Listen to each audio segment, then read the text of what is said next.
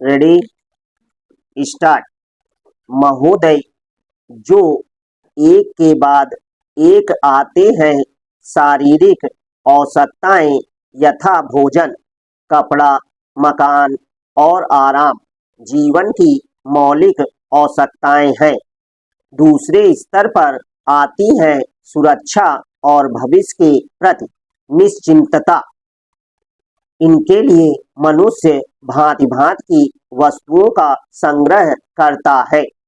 फिर है सामाजिक आवश्यकताएं, जैसे अपने परिवार के भीतर और फिर बाहर के दूसरे लोगों से अच्छे संबंध बनाए रखने के लिए सामाजिक, आर्थिक, राजनैतिक और मनोरंजनात्मक संगठन बनाना। चौथे स्तर पर है अहम संबंधी आवश्यकताएं, जैसे आत्मसम्मान, आत्मविश्वास और आत्मतुष्टि आदि।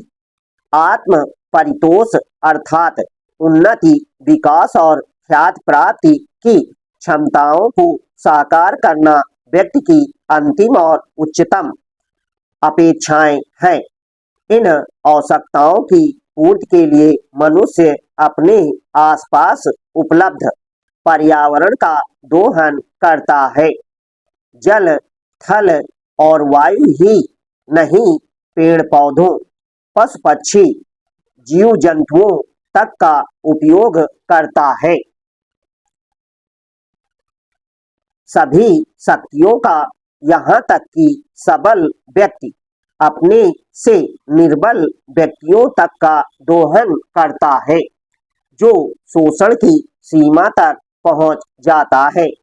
इसके लिए भांति भांति की तकनीकें खोजी और अपनाई जाती हैं।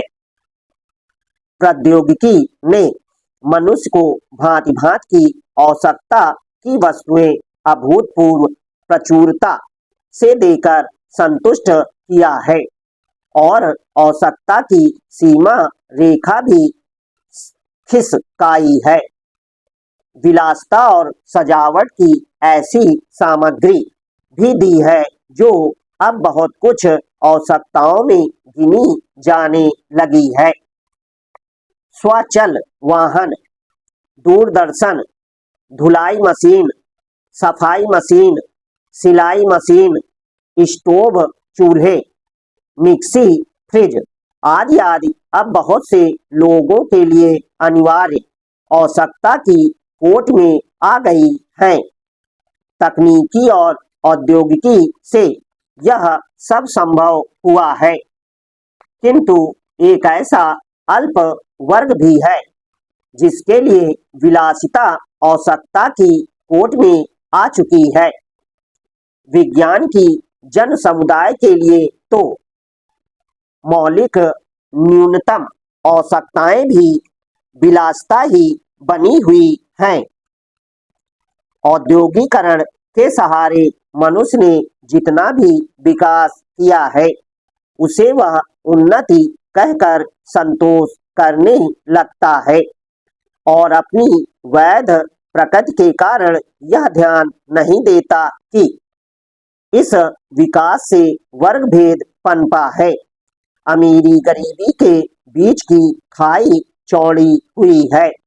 जो व्यक्ति मानव मानव की समानता, समाजवाद या साम्यवाद के गीत गाता है, वही अपनी वैध प्रकृति के कारण अपने पर्यावरण, यहाँ तक कि मानव के भी शोषण के नए नए तरीके खोजता है। यह शोषण बलात्कार की सीमा तक पहुंच गया है।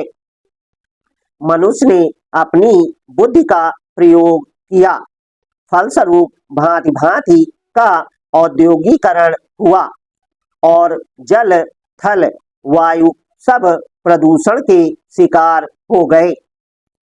जितना ही अधिक विकास हुआ, उतना ही अधिक विनाश हुआ।